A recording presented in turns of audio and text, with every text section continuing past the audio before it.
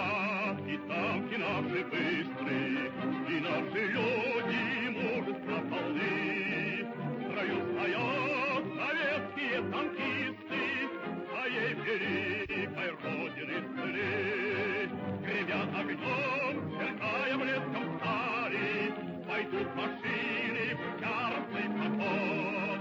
Когда нам бой пошлет товарищ Сталин, и первый маршал волю поведет. Когда нам бой пошлет товарищ Сталин, и первый маршал волю поведет. Today we'll take a look at the progress on the rear suspension. Last time I replaced the wrong mounts for the rear leaf springs. Here are a couple of pics that show necessary changes on the tub to make the new mounts fit. Tamiya was very generous with the styrene's thickness, so it was easy to sand off what interfered with the details I had added. I also removed quite a bit of styrene around the drive shaft because there were many details missing that I wanted to add. You'll see what I did to rear axle and drive shaft in the second chapter of this video. Now we'll talk about the rear leaf springs. Maybe you will have guessed that I won't use the kit springs. They would fit, but the details are soft and the seam line is very pronounced and difficult to remove. The only alternative was building new springs. I haven't only got many very good reference pics, I also have original drawings. It really pays that I have bought the booklet on the GAZ.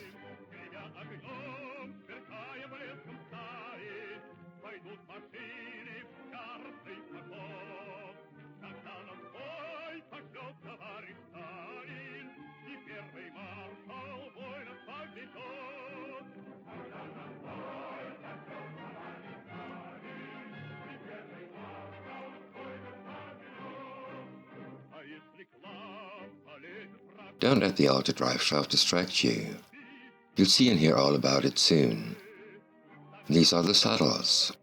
I could have built them from styrene, but copper sheet is more stable and doesn't react to glue.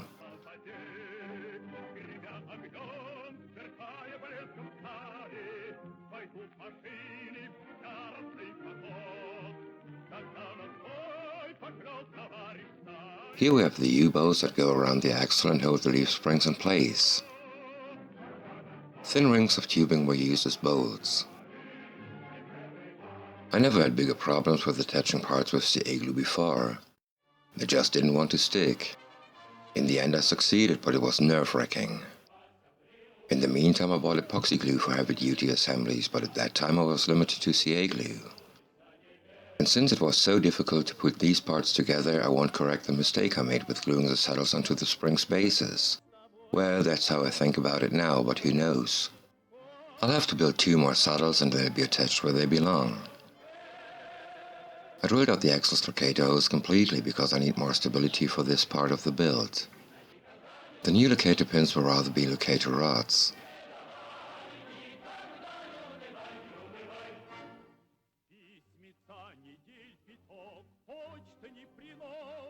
What good is an excellent booklet with real good close-ups of all the details when you don't use it to check if your scratchable parts sit in the correct places? Next thing to do was to prepare all the parts that were necessary for building new leaf springs. I used measurements I had taken of the kit springs because axle and drive shaft have to be attached according to those measurements. There wasn't any room for experiments.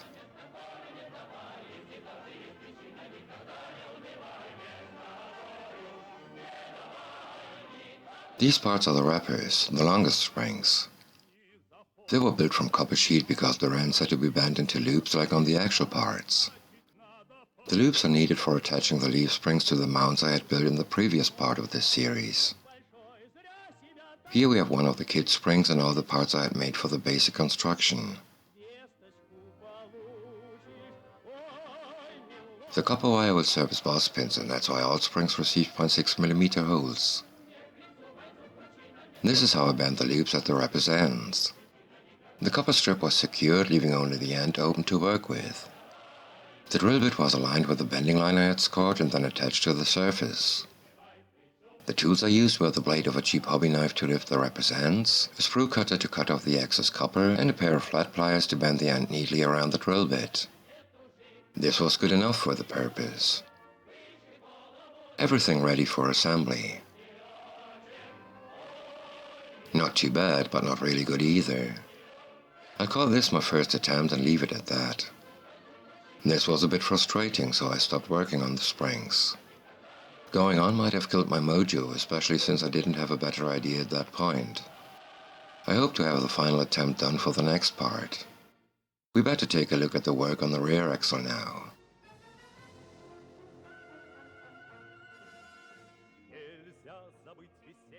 The axles are the Venger type, and I guess it's self-explaining. All these bolts and the drain plug for the gear oil were missing on the kid's axle. The differential housing will be visible on the finished model because of the big wheels that were used for this car and because of the position of the axle very close to the rear end. And that's why I added these details. I marked the position where the drive shaft and the chassis crossmember meet. As you saw in the previous chapter, I had already removed styrene that would be in the way for the new drive shaft. I had to cover the small damages I had done, and I used 0.2mm styrene sheet to do this.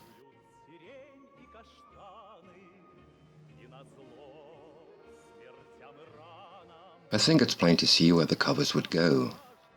But why changing the drive shaft? Well, the actual drive shaft sits inside a protective shaft, and that's why the kit part's diameter is too small. If this was a normal car, you wouldn't see it on the finished product, but this car has a high ground clearance and so it'll be visible, at least parts of it. I used my omnipresent 2.3mm tubing to build the new shaft. All I had to do to make the necessary parts of the original shaft fit was drilling out the tubing's ends. I removed this bit from the chassis because it would be in the drive shaft's way.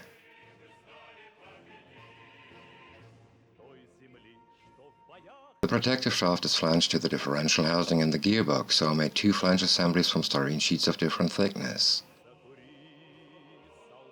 The holes were drilled before I cut out the parts. I used the original drive shaft for aligning and gluing the flange parts.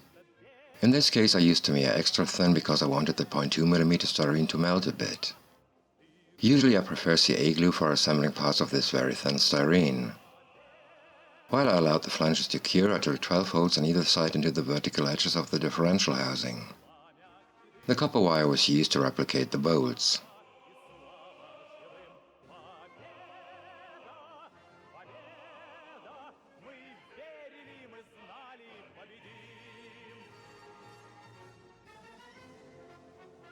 Here's a pic of one of the flanges.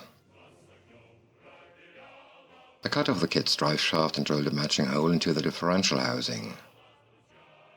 Then I glued the drive shaft into one end of the protective shaft. One of the flanges was glued into place and sent it into its final shape. The curing time was used to add the missing bolts and to take care of the missing drain plug. I drilled a 1mm hole for the short piece of tubing. The copper wire fitted nicely without any extra work. The new drive shaft was also glued into place. I must admit that I didn't take enough care of a symmetrical alignment of the bolts. I still like the result, and I'll do a better job on the front axle. There the differential is even better visible, so I can't afford to do a sloppy job again. Some test fitting with axle and drive shaft. Fit appeared to be nice, but the drive shaft wasn't completed yet.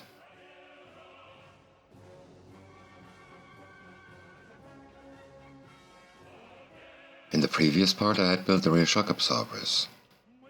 The mounts on the axle were still missing. I wasn't sure yet how I would build them, so we'll go backwards in time now.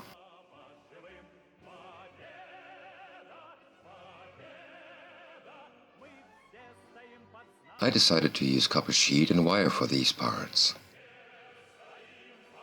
These are the levers that connect the shock swing arms with the axle.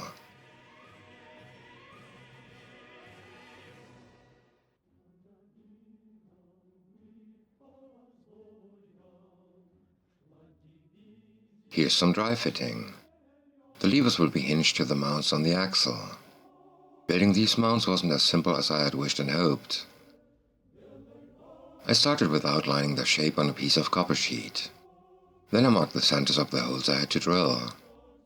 These holes have almost the same diameter as the axle. A little bit had to be sanded off with an elliptic file. I guess you can see that these half-circular cutouts aren't as symmetrical as they should be. The smaller holes will accommodate the pivots. After bending the parts into shape, I did some dry fitting.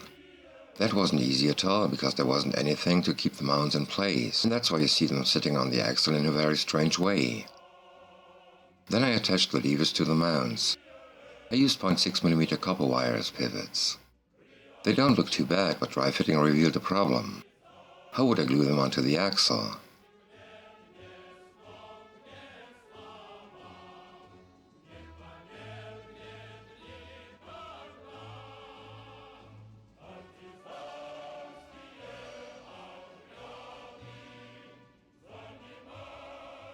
There are only 2.2mm edges that would have contact to the axle, and that simply didn't appear to be stable enough. To give the whole construction a larger gluing area, I inserted small pieces of 1mm styrene. I sanded off the excess styrene that was visible in the cutouts.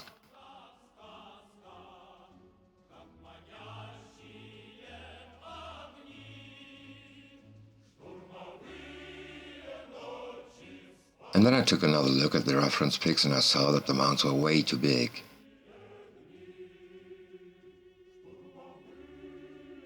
I removed all the bits and pieces I have marked in these photos.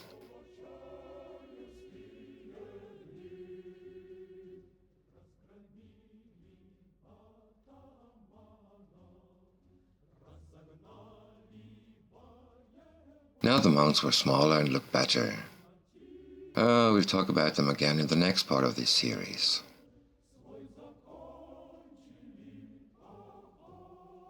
You'll remember the brackets and the changes I made in the previous part on this build. You'll also remember the issues with the frame because Tamiya didn't bother to replicate it in the correct shape. Anyway, there were some parts missing and I built them from styrene sheet and copper wire.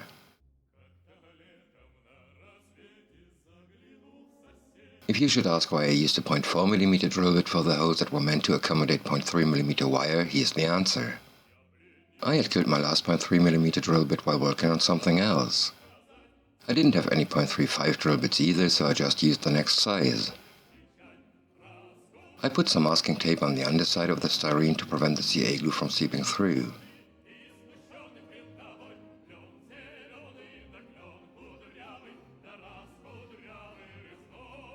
After gluing and cutting these bolts, I pulled off the tape. I forgot to take a pic of the bolts after I sanded them down a bit. The small plates were cut out and glued to the frame on either side of the 4 brackets.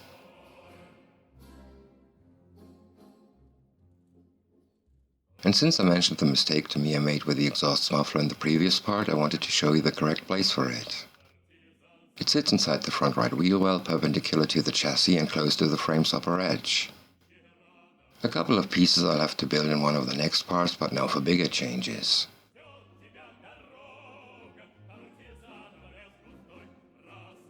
The body's rear end was a part I wasn't happy at all with. The soft tops tie downs were wrong and had to be removed and new ones had to be built.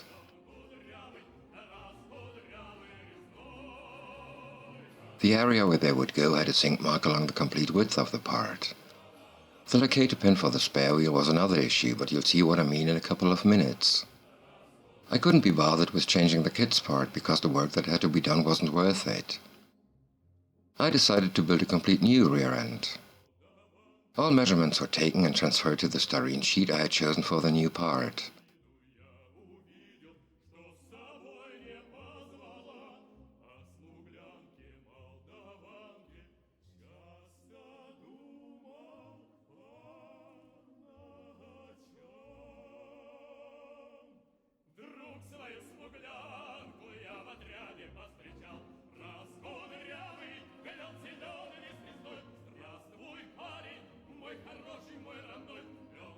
I cut out the bit where the hitch's tongue cover sits and I drilled holes for the grab handles. The styrene was thinner than the original part, so I glued it onto a piece of 0.4mm styrene sheet. All in all, the styrene's thickness is completely out of scale, but to change that I would have had to build new sidewalls and top too. That was definitely more than I wanted to do. I drilled a 2.5mm hole into the inner part of the rear end to accommodate the tongue and its ring I had made from 2.3mm styrene tubing. The ring fitted precisely into the hole that should be slightly bigger. I was slightly puzzled. For the cover I used a piece of 0.4mm styrene instead of the 0.5mm styrene I had used for the outer part of the rear end.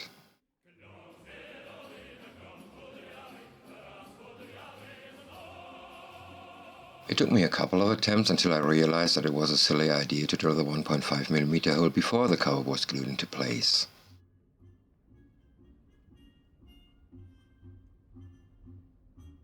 I wanted to use the kid's taillight, so I had to sand it down from its rear until only the light itself was left.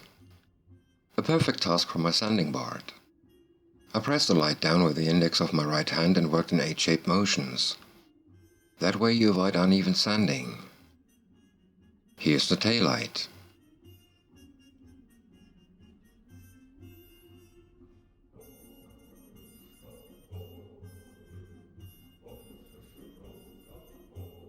And here it's glued into place.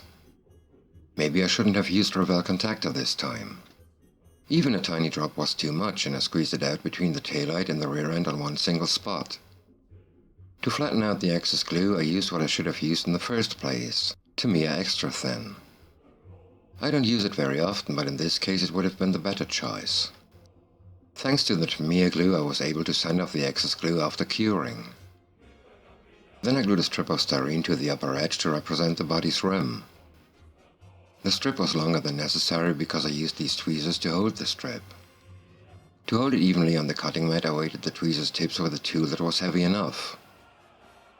Then I held the rear end in position and used Tamiya Extra Thin to glue both parts together.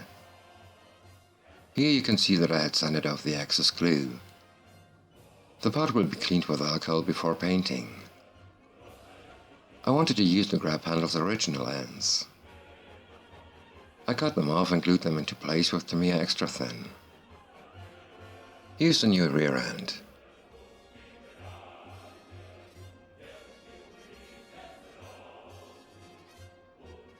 A tiny bit of excess styrene had to be cut off of the right grab handle's end. It was easier to do that with the part glued into place. Checking with the left sidewall. Perfect. And now we'll take a look at the rear end's inner features. This reinforcement had to be replicated. I hope you can see that the end is open with only the shadow to tell us so. This part is molded onto the kit's rear end, so I had to build a new one. Of course I wanted it to be open at both ends. I decided to build it from 0.1mm brass and 0.2mm styrene sheet. Bending the brass sheet was, well, a bit difficult, although I had scored bending lines. I used some masking tape, the edge of my 1mm styrene sheet, and 2 different pairs of flat pliers. At first I glued one of the thin styrene strips into place, but there was that problem again. How should I glue the brass into place with only thin edges to apply the glue to? I didn't have the epoxy glue yet, and I actually doubt that it would have been of good use in this case. It wasn't that difficult to find an answer. I glued a strip of 1mm styrene into the open side of the brass profile. The ends would still be open, but it would have more stability now, and there'd be a nice big area to apply glue to. And here it is.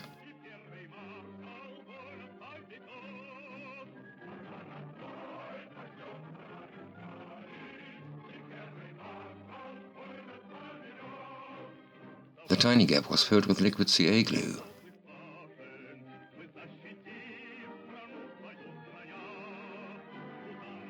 Now I could take care of the tie downs. I used 0.5mm copper wire that I bent into shape. The ends were flattened out by squeezing them with flat pliers. And then... that's the reason why I prefer Revell contactor. Things like that are unlikely, or at least more unlikely, to happen. Well, tie downs first.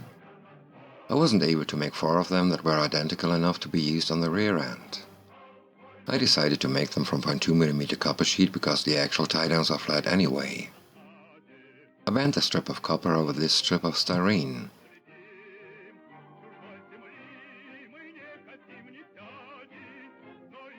Not identical, but much better than my attempts with copper wire.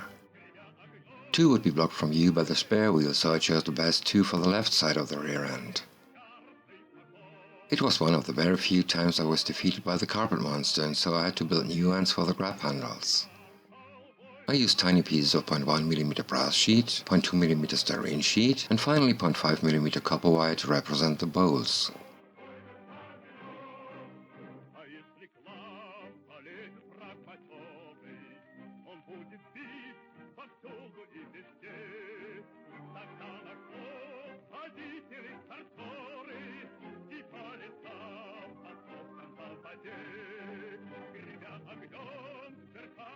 Here you can also see the new tie-downs.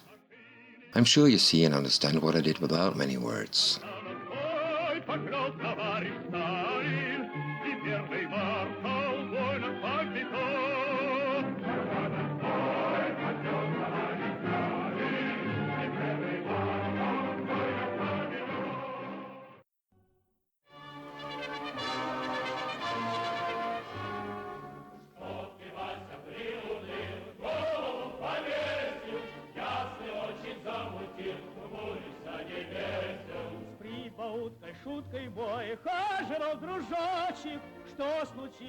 These reference pics show the actual spare wheel carrier.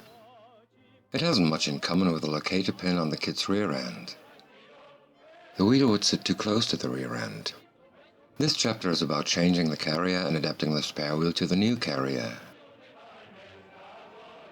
The kit's spare wheel didn't have these bolts that are the usual feature of this vehicle. The two holes that are left had to be drilled out on the new spare wheel. I wasn't sure about the drill bit size, so I started with a 0.4mm one. It was too small, and so I drilled out the holes with a 0.5mm drill bit. The hobby knife was necessary to remove the loose resin from the rear. The inner center part of the rim had to be sanded down. I used this corundum wheel, but I did it in the garden and I used goggles and a mask.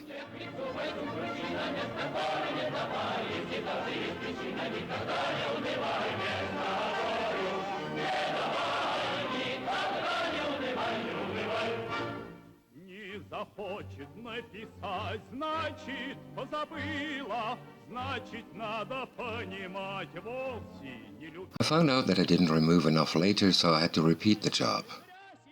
The first part of the new spare wheel carrier was the plate the wheel is bolted to. I punched a 5mm hole into the thin styrene sheet.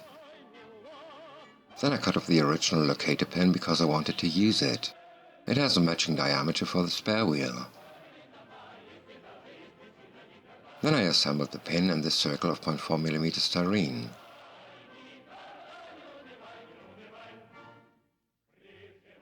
The subassembly was glued to the rear of the 0.2mm styrene right in the center of the hole I had punched before. After curing, I cut out the three parts, and the result was a thin ring on the edge of the plate. The plate fits precisely.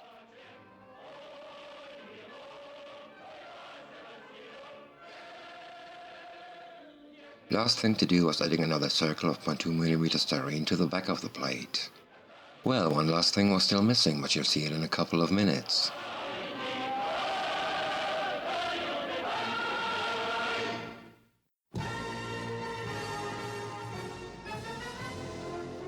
This is the first attempt, and I show it because it didn't work the way I had hoped.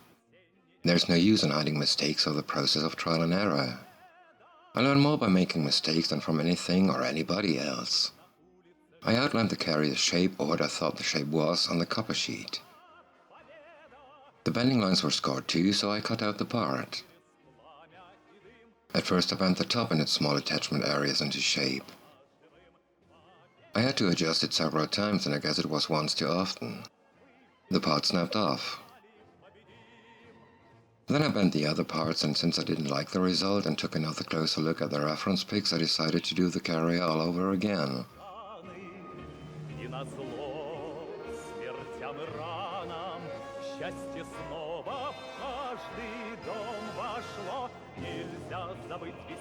I made a drawing of the spare wheel carrier on a piece of masking tape. While you can follow the measurements, I tell you about the differences between this and the first attempt. Apart from the carrier's top, all three legs have different length. I overlooked it the first time. I made a mistake with the top I didn't want to repeat. While the right leg sits square to the rear end, the left leg has a wider angle. I forgot to draw and cut the top accordingly. All legs have rectangular ends that are bolted onto the rear end. The central leg is longer. On the kit's rear end you saw that it ended between spare wheel and the body's bottom. I forgot how to calculate things like this, and so I made this leg longer than necessary. Cutting off excess is easier than cutting it back on again. I cut out the drawing with a hobby knife along my aluminum ruler. Then I cleaned up a matching spot on the copper sheet. I attached the template and traced along the edges with the awl. After that I repeated this step, but first I removed the template. For the second pass I used the ruler. I marked the holes on the left and right leg's ends and on the part where the circular spare wheel mount would sit. Then I sanded the marks flat from the other side. That way I had already opened the holes I had to drill. That's not bad, because drilling into or through copper isn't easy with drill bits of less than 0.5 mm. In this case 0.5 mm was the only size anyway, but it still helped preventing the bits from snapping off or being bent. Then I marked the mounting plate by carefully pressing the awl's tip into the four corners. I did the same with the corners of the top area. One of the mistakes I made with the first attempt was to score all bending lines from one side, no matter in which direction the part had to be bent. Bending lines only work well if they are on the inside of the bending. After marking the corners, I was able to score the bending lines on the correct side of the part. And now the last part for the circular mount I had built. It needed a locator, and since I had drilled a 0.5 mm hole for it into the copper part, I added a short piece of matching wire. The copper part was cut out and ready for bending. On the pics of the actual spare wheel carrier you saw reinforcements that were pressed into the steel. The only way to replicate them was to make them from pieces of 1 mm styrene. I used the known measurements, a ruler and a compass to outline them on the styrene. The mounting plate sits 2 mm off of the rear end, and the I keep on saying legs are 2, 3 and 4 mm long. That wasn't difficult to do. The inner corners were drilled out with a 0.5 mm drill bit. By doing this I avoided damaging the styrene while cutting out the parts. Here are the reinforcements before cleaning them up. This is the visible part of the spare wheel carrier that's molded onto the kit's rear end. Here are all the parts I had made for the new carrier. After I had bent my rendition of the carrier into shape, I used the original part to determine the length of this bit and cut off the excess. The holes for the bolts were drilled and the carrier's body was finished. I'm really happy with it, and so I couldn't resist showing it from many different angles.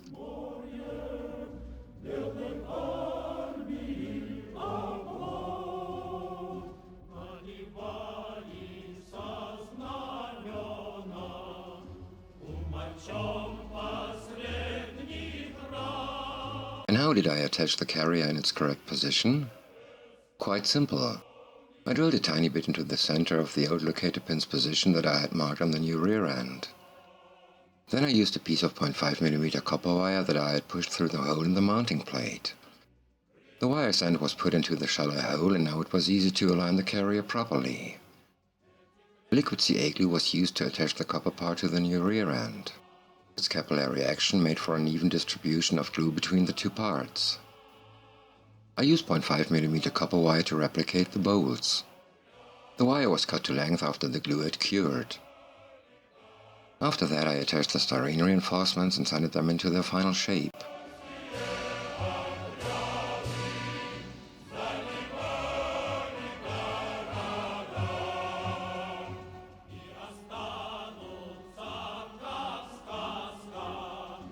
Last thing to do was adding the circular mount. Was it worth the effort?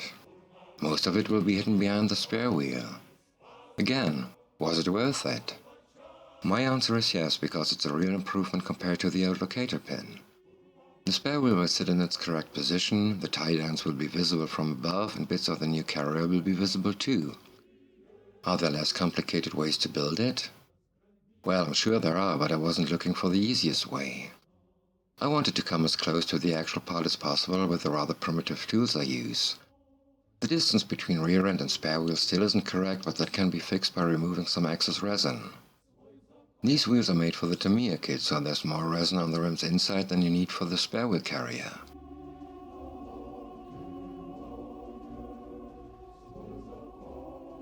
While I was looking at the reference pics to find out where the valves should sit, I saw that there are valve stems. I guess I mentioned before that I really like these DEF.Models resin wheels. Nonetheless, there's a problem with the valves. These are weighted wheels, so all valve stems sit in the same position. That's something you hardly ever see on an actual car. Up to now I haven't decided what to do. Adding valves isn't that difficult, and maybe I'll do that on 3 of the wheels. Trying to rescribe the tread after I'd removed the plug wasn't one of my best efforts. Thanks God it won't be visible unless you turn the car over when it's finished.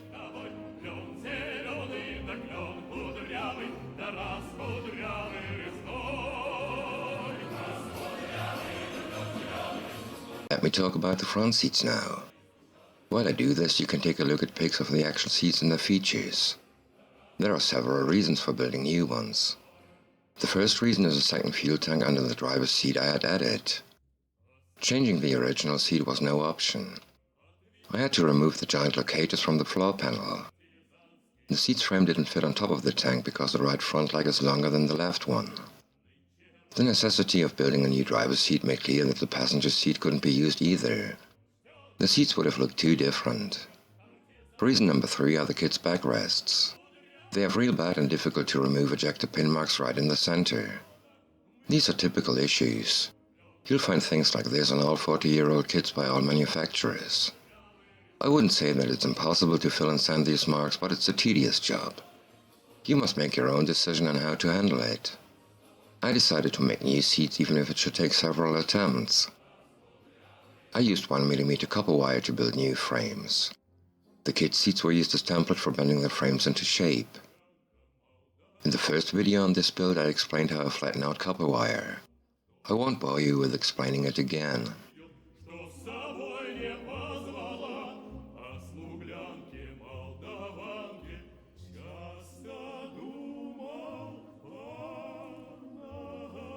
I was happy with the driver's seat's frame.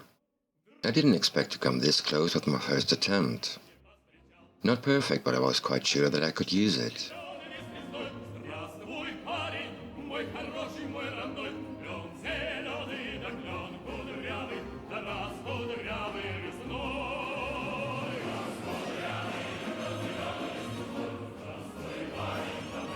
I needed pieces of thick plastic for the seats. Since I didn't want to use styrene in several layers, I had to use ABS plastic.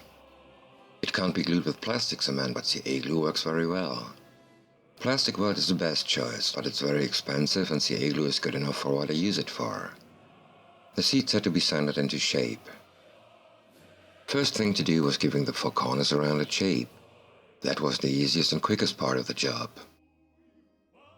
The seat sits on the frame on 3 sides. The respective edges had to be sanded down until they were thin enough to look like the actual material that was used. Pressed steel. Again I was quite happy and glued the part into place.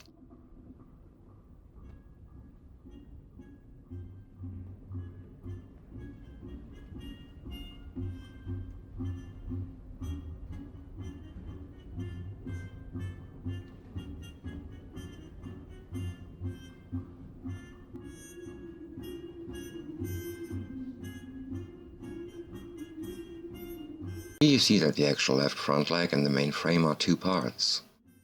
The leg was welded to the main part. And these are the kit seats. They may have been good enough in the early 1970s. They can't compete with today's standards. All kit legs are identical and the flat bits that are needed to bolt the seats onto the floor panel are missing. All actual legs are slightly different and that's what I wanted to replicate. The driver's seat's new left front leg is a piece of 1mm copper wire that was bent into a zigzag shape. The upper end was flattened out. It won't be visible, so there was no need to do anything about its shape.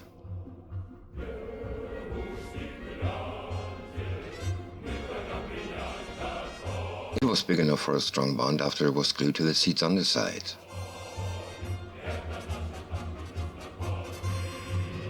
The lower end was also flattened out, but I drilled a 0.6 mm hole for the bolt. Then I cut and sanded it into the correct rectangular shape.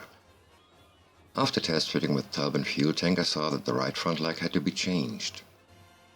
It was too long, so I straightened it, cut it to length, drilled a new hole and bent it into shape again. As I said before, it's easier to cut off excess than the other way around. Here are the frame parts for the passenger seat. I just noticed that the seat looks like a toilet lid from that perspective. I sanded the front corners down to accommodate the locators for the frame's front part. These spots were sanded flat to get an even surface to glue the rear legs to. I did the same with the driver's seat. The seats were assembled up to the point where the rear legs and the backrests could be attached.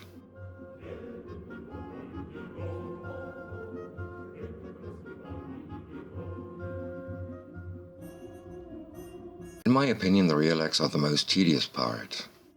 Their ends have to be bent in two different directions and angles. They're rather small and difficult to hold on to. I'm not the least bit happy with the way they turned out. It's a major setback with building the seats. The cross members and other lower supports for the backrests were another disappointment. At that point I didn't have a better idea on how to build them. Let's take a look at the backrests now. I cut off one of the kit's backrests and used double-sided tape to attach it to my sanding board's underside. Pieces of thin but rather stiff aluminum foil were used for replicating the pressed steel. I taped down the foil's upper edge so I wouldn't have to hold it in place and had both ends free for the next step. I used a Q-tip, a toothpick and the end of a paintbrush handle to burnish the foil onto the template. I thought I could get away without removing the nasty ejector pin mark, but I was mistaken. I had to sand down the backrest until the mark was gone. Well, that proved to be necessary anyway because the ribs were too deep. I ripped the foil while burnishing it. At least I didn't have to do a perfect job, as it would have been the case if I had intended to use the original parts. That's what the new backrests look like. Now it was easy to cut them to size and bend the edges around the frame.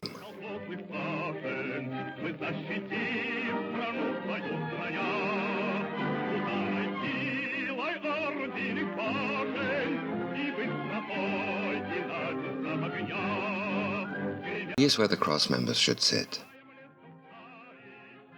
All in all, I wasn't really content with the result. I'll file these on the prototype first attempt or failure, depending on the spaces left in the folders. I'll have to build a jig for bending the frames. That appears to be the only reasonable way to build two seats of the identical shape. The jig will also be useful for attaching the rear legs and the cross members.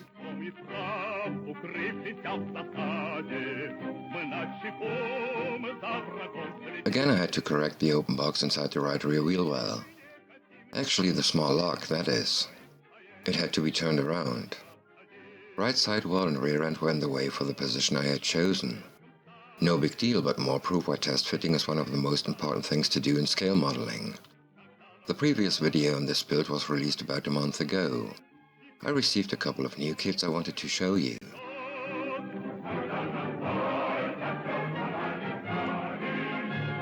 I stole this Mercedes truck off eBay and I really mean it.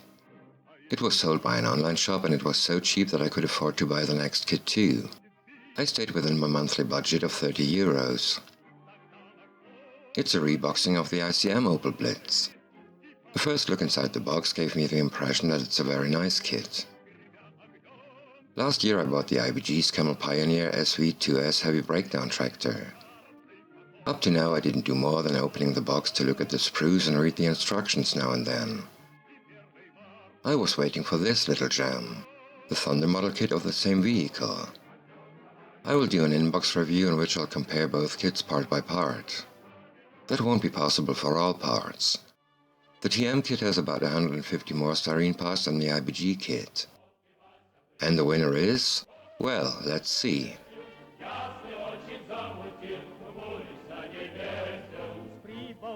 Шуткой бой, хаживал дружочек, что случилось, друг, с тобой, Вася Василечек, ой, милок, ой, Вася Василек,